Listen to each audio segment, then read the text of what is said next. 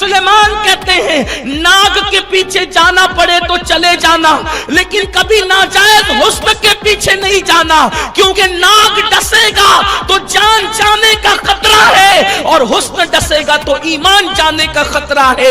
اللہ اکبر۔ اگر کسی کے دل میں عشق پیدا ہو جائے، ناجائز محبت پیدا ہو جائے، ناجائز پیار پیدا ہو جائے، تو پھر ہوتا کیا ہے؟ اللہ اکبر۔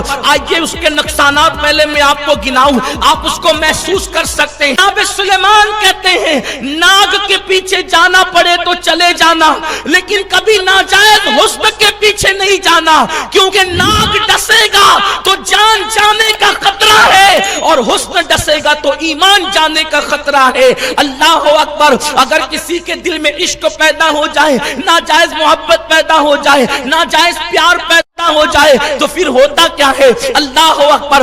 آئیے اس کے نقصانات پہلے میں آپ کو گناؤں، آپ اس کو محسوس کر سکتے ہیں۔ میرے پیارے آقا صلی اللہ علیہ وسلم کے دیوانوں، سب سے پہلے جب کبھی کسی سے عشق ہوتا ہے، کسی سے محبت ہوتی ہے، تو ہر چیز، ہر طرف سے انسان کی توجہ ہٹ جاتی ہے۔ کاروبار کرنے والے کا دماغ کاروبار میں نہیں لگتا، پڑھنے والوں کا دماغ پڑھائی میں نہیں لگتا، کام کاج کرنے والوں کا دماغ کام کاج میں نہیں لگتا، بس ایک الجھن سی ہوتی رہتی ہے، بے چینی اور بے قراری ہوتی رہتی ہے۔ شیطان دماغ اسی میں جو وہ لٹکا دیتا ہے، شیطان جو ہے دماغ اسی میں الجھا دیتا ہے۔ نہ کھانا اچھا لگے، نہ پینا اچھا لگے، نہ نیند آئے، نہ ماں باپ اچھی لگے، نہ ماں باپ اچھے لگے، نہ اولاد اچھے لگے، کچھ اچھا نہیں لگتا، بس اسی کا خیال ہوتا ہے جس سے عشق ہوتا ہے۔ نیند بھی نہیں آ رہی ہے، کھانا بھی اچھا نہیں لگ رہا ہے، تعلیم میں بھی دل نہیں لگ رہا ہے، توجہ کام پر بھی نہیں ہو رہی ہے، بس کب بھاگوں اور جلدی سے جا کر کے ملاقاتیں کروں۔ میرے پیارے آقا صلی اللہ علیہ وسلم کے دیوانوں اور اے بی بی زہرا کی کنیزوں، اب اس کا نقصان کیا ہوتا ہے؟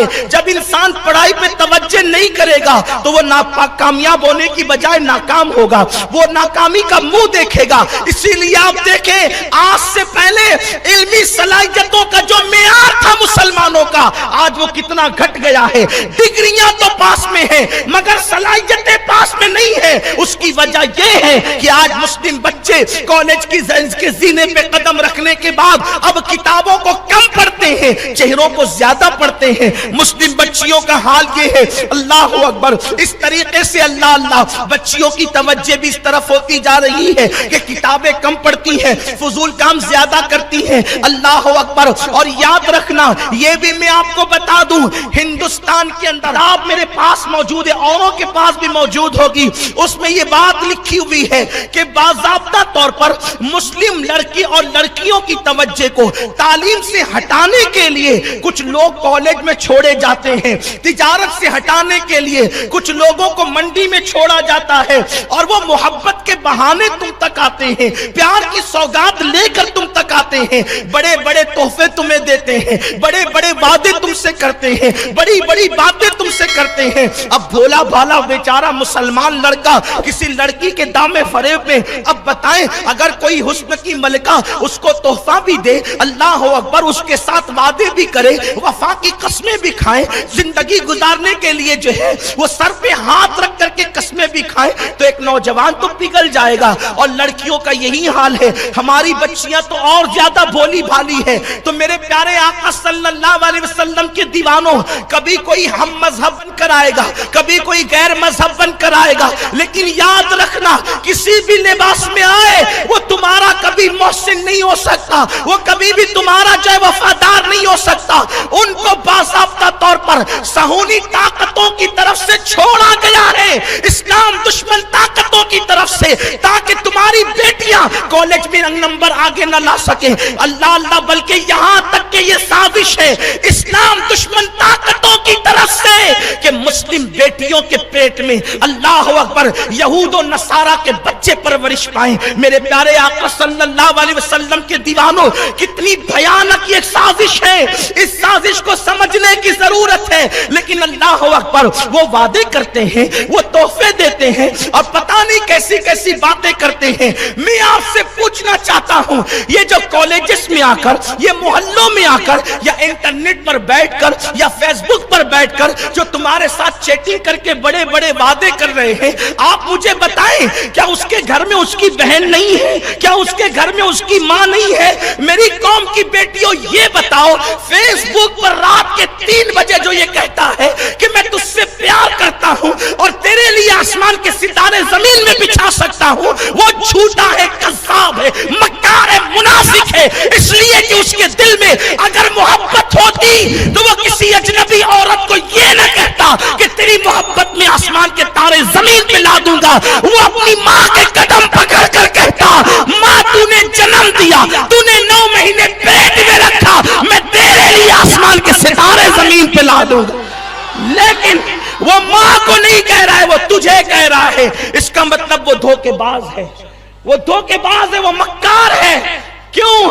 इसलिए कि उसको तुझसे प्यार नहीं। उसका तो हाल बस ऐसा ही है जैसे कोई कसाब और कसाई जब बकरी को ज़बा करने के लिए ले जाता है तो हरा चारा दिखाता है। बेचारी बकरी समझती है कितना मोहसिन है ये मेरा, कितना मोहसिन है ये मेरा, ये मुझे हरा चारा हाथ में लेकर खिलाता है। वो किसान तो नादान था जो जमीन पे चारा खिलाता था, वो कभी चरने के लिए खेतों में भेजता था। इससे बढ़कर भी कोई एजाज है कि हाथों में चारा है और मुझे खिलाया जा रहा है, गर्दन झुकानी पड़ रही है। लेकिन उस नादान बकरी को क्या पता कि जो हाथ से चारा खाती है, तवज्जे मेरी कौम की बहनों की तवज्जे, मेरी कौम की बेटियों की तवज्जे, आप सब की तवज्जे। आप भी बहन और बेटी वाले हैं, मैं भी बहन बेटी वाला हूं। अल्लाह कभी हमें वो दिन न दिखाए, वो मनहूस दिन न दिखाए कि किसी बेटी की आबरू लूटे, किसी बेटी की आबरू लूटे, किसी की बेटी किसी का हाथ पकड़ कर जाए। ये हमारी मर्दों की जिम्मेदारी है। आगे वक्त रहेगा तो मैं कुछ बातें जरूर अर्ज करूंगा, लेकिन कौम की बेटियों से कहता हूं, मेरी कौम की भोली भाली बेटियों, जो कसाई के हाथ से चारा हाथ से खाती है, उसकी जिंदगी चंद मिनटों से ज्यादा नहीं रह जाती।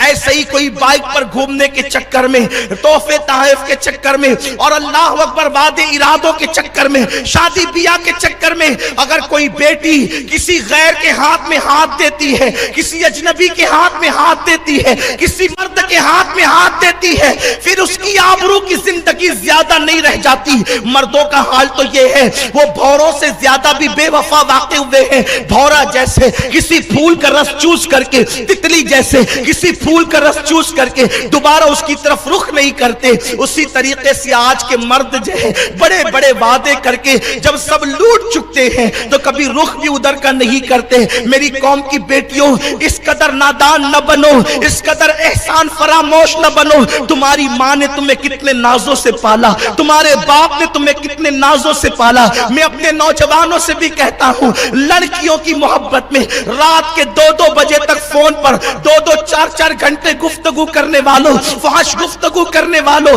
सोचो अपने माँ बाप के एहसानात को याद करो। जब तुम छोटे थे, माँ ने तुम्हारे पेशाब पर खुद सोकर, गीले बिस्तर पे खुद सोकर तुम्हें सूखे पे सुलाया। माँ ने तुम्हें 9 महीने पेट में रखा, 2 साल तक के दूध पिलाया। जब तुम रात के 2-2 3-3 घंटे अपनी माशूका से या अपने माशूक से बात करते हो, माँ इंतजार करती है मेरा बेटा आके खैरियत तो पूछेगा या मेरी बेटी आके खैरियत तो पूछेगी। लेकिन अल्लाह अकबर, वहां इश्क के इजहार में अल्फाज खत्म नहीं होते और यहाँ माँ बाप के साथ इजहार इश्क नहीं होता। मैं ये जिम्मेदारी से कह देना चाहता हूँ, इश्क वाली शादियां कभी कामयाब नहीं होती। अगर हजारों में कामयाब हो गई तो आप उसकी मिसाल मुझे पेश ना करें, लेकिन याद रखना 999 शादियां जो है नाकाम ही होती है, कभी उसमें कामयाबी नहीं मिलती। इसलिए कि जिस नमाज में माँ बाप खुश ना हो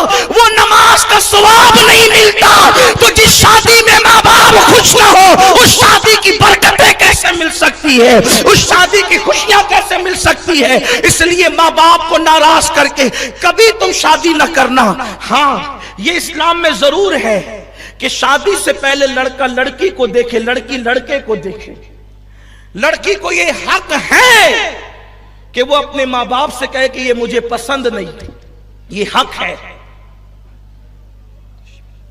یہ حق ہے، یہ حق ہے ہر بیٹی کو کہ وہ کہے اپنے باپ سے، ڈائریکٹ نہیں کہہ سکتی، بھابیوں کے ذریعے کہے، بہنوں کے ذریعے کہے، کسی کے ذریعے کہے، لیکن کہے۔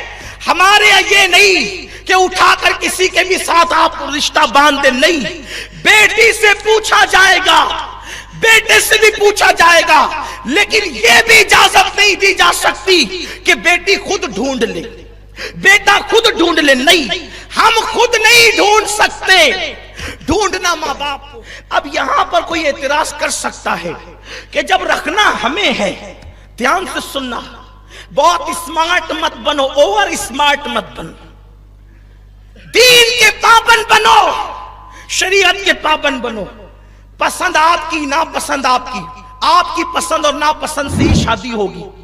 بیٹی کی پسند کے بغیر باپ کو حق نہیں، بیٹی اگر بالغ ہو گئی باپ کو حق نہیں ہے کہ اپنی مرضی سے کہیں بھی اٹھا کے دے دے، نہیں۔